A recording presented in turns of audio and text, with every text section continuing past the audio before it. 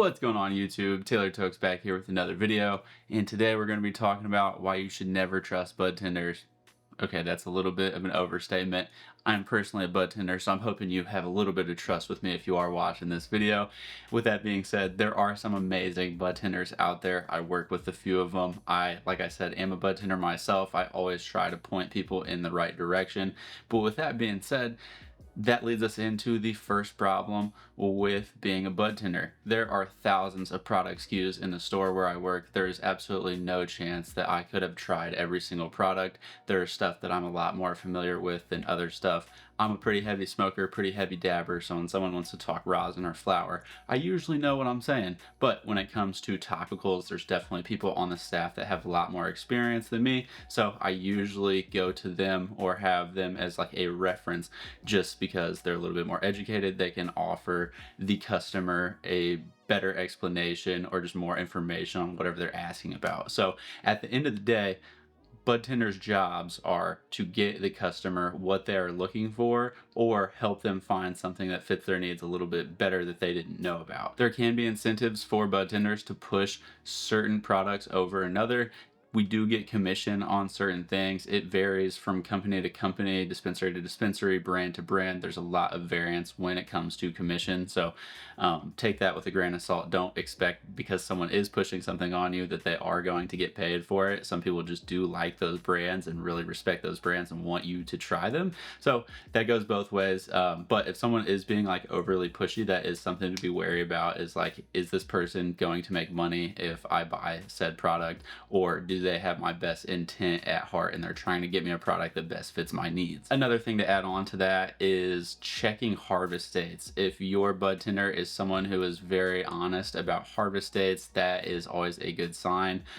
Like I just said, people can get commission on selling certain stuff. I've seen stores run commissions on selling older products, so budtenders are more likely to push older products.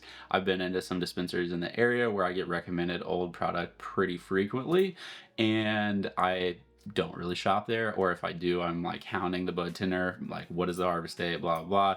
They pretty much have to tell you if you're asking. It's not like a legal requirement, I don't believe, but it's just for transparency. Like, I would never shop somewhere where it wouldn't tell me the harvest date. That's just bad business all around. Harvest and testing dates are very important. You want a fresh product. You don't want to be buying something that's old. And if you do, you should be getting it at a discount, and that should be fully well known. The budtender should make that very clear that you're getting something old. So that is something to be wary about. And another thing is it's a new industry. A lot of budtenders are new to the industry as well. So there's just a lot of novices out there, and that is not a terrible thing inherently. Obviously, like, lack of information and education is just part of the business right now. So you can't expect to go in and expect a budtender to know everything.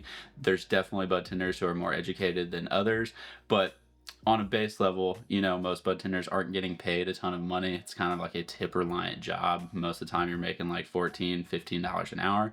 So it's not like people went to school for this or have a large background in this. A lot of times it's people who just like, oh, I like smoking weed, so they get a dispensary job, and that ends up paying the bills, and it's something that they can go to work and be like somewhat excited about. They get a discount at the place where they're working, but at the end of the day, it's not something that they're like super passionate or into. Like someone like me, I'm not trying to like hype myself up. There's definitely other people on my staff who are very passionate, who don't have a YouTube channel, who know what they're talking about. So there's definitely levels to that, and like I've seen a couple people who just like started where I work, and they've came a long way very quickly. So having good staff in general will help train the new people. So if you find like a dispensary where there's a couple good budtenders, the likelihood that all of them are going to be solid is a little bit higher, in my opinion, just because being around those people with more knowledge and more care, it's infectious and spreads to the rest of the staff. And I definitely felt that working in the industry. The first place I worked,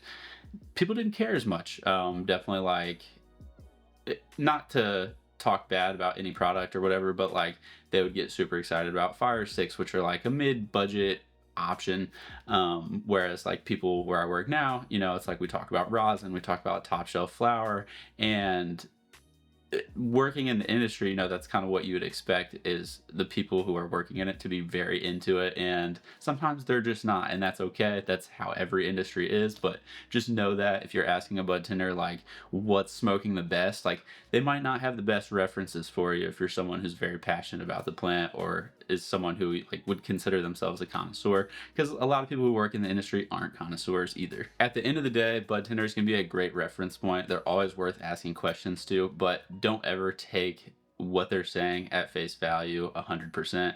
I try to be as transparent as possible. I try to be as honest as possible. If I don't know about something, I tell somebody. I don't ever want to point someone in the wrong direction. I will point someone in a direction that I maybe am not 100% sure about, but I think that's the best route for them. So yeah, and like everything works a little bit differently for each person when it comes to cannabis. There's no like one shoe fits all or one size fits all type of thing.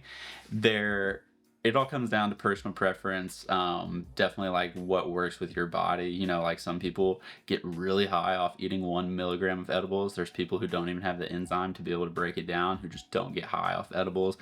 There's topicals that are more of like a lotion that don't penetrate as deeply as something like a body rub. There's a lot to learn, and never trust someone who acts like they know it all, because there's new information coming out every day, so it's literally impossible to know it all. That's one thing that like is a huge thing in the industry, is new science is coming out every day. New things are being learned about these products. New products are coming out every day. So there's a lot to stay on top of. I hope you guys were able to get something from this. I kind of just ended this abruptly. I was like thinking about it and I was like, I don't really have a great way to sum up this video, but if you guys have any questions about shopping at a dispensary or just what you should ask a bud tender, please let me know. Like I said, harvest date is really important. Maybe like just seeing if the bud tender knows about like terpene profiles or just like more than your typical sativa hybrid indica. There's questions that you can like prompt a bud tender to see what they know, and then therefore can kind of trust them more. And I'm not saying to go in and test bud tenders, because I hate when people do stuff like that. It's super cringe and annoying. But if you are trying to like get a feel for if like maybe I can trust their opinion, or just like see if they like the same things that I like that's definitely worth checking out. If I go in somewhere and I can tell that someone's like a real heavy smoker, I'm definitely curious about like what they're smoking on or what they think is the best at the moment in their store. It's a batch to batch game, so there's things that I would recommend over things at certain times that kind of flip flops. And I'm pretty like, I'm solid on my word. Like if I say something, I mean that. But like just because and I'm making these examples up. So like say the Slurms from Voyage Bloom was smoking way better than the Blue Lobster this batch, and then that switched in the future. I would be as transparent if I had tried both batches, but a lot of times like I've only tried an older batch, so that's my reference point. So yeah, there's just so much variance when it comes to shopping, and bud tenders can be, like I said, a good reference point, but always take everything with a grain of salt. They're not going to have all the information. It's just not possible. So hopefully they'll be able to point you in the right direction, but at the end of the day, you are the one who kind of has to steer your own ship. I think there's a guy who just started working at the dispensary I work at who says that a lot. He's always like, you're the captain of your own ship. And I think that's a really good way to put the buying experience, which is funny because he's never bud tended before, and he's learned a lot really quickly. So I think that's like a great example of just how the industry works, and people who are passionate about it. And he's not even like super into weed, but he's just like a hard worker. So he's learned a lot, came far really quickly, and we do have knowledgeable staff, so he can ask people. So good dispensaries, good bud tenders, definitely worth finding.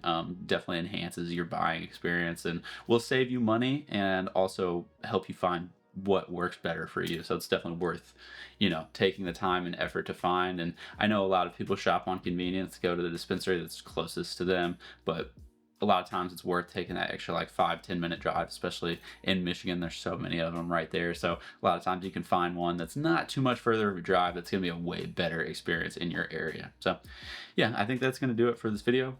I will catch you guys in the next one. Peace.